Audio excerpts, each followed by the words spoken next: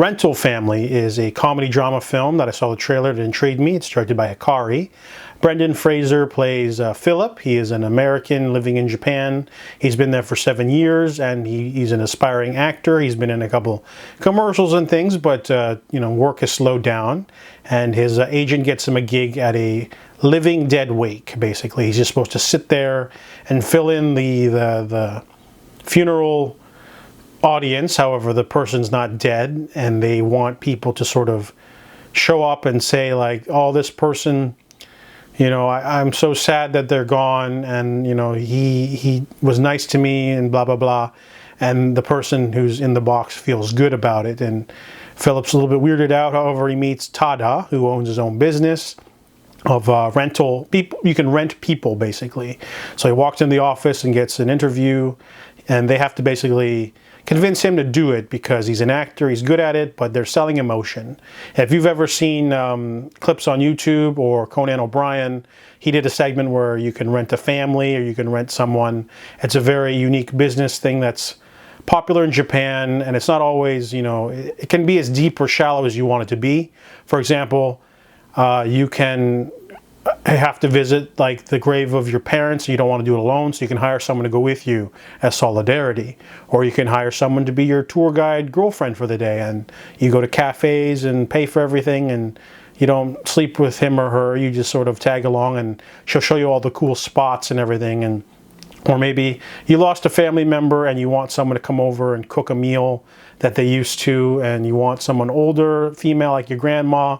It'll cost you $70 an hour, and you can just recreate this. Some people might think it's a little bit pathetic or weird, but it's a different culture.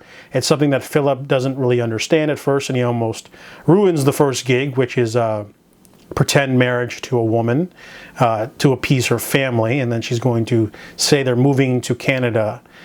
This is a really strong sequence. It's a really interesting way to introduce the sort of what they do, and he ends up getting 2 long-form clients in an aging actor whose daughter hires him to sort of pretend to be a journalist, sort of talking about his career in life that he's not forgotten.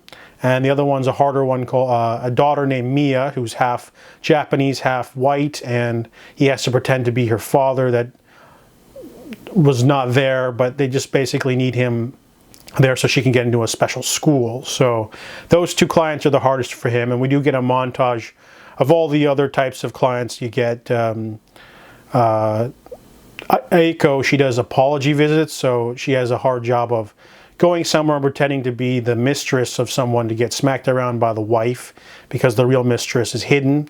Or Phillip has a job where he's got to like hang out with a guy and play video games with him once in a while, and then they cheer for go-go dancers. They do all sorts of small gigs, large gigs. But Phillip finds himself reinvigorated emotionally because he only sleeps with sex workers. He doesn't have much of a connection or friends in Japan. He's very lonely because he's a gaijin, and he basically loves this too much, and he ends up sort of getting lost in the sauce too much with Mia as his sort of surrogate daughter, and this older actor as like a surrogate father. So it's definitely a really interesting emotional tale. This wouldn't work with a Japanese protagonist because they would be used to the culture and they'd just be like doing their normal job. It's different because it's an American doing this unique thing. The movie's never schmaltzy, but it's funny, it's emotional, it's endearing, really great story. It sort of maximizes the potential that this type of story can tell you about human connection and emotion, about grief, and sort of the way that you have to try to reconnect because of the stigma of mental illness. So it's a really well done script, really enjoyable film. Rental Family is a surefire winner. I give it an 8 out of 10.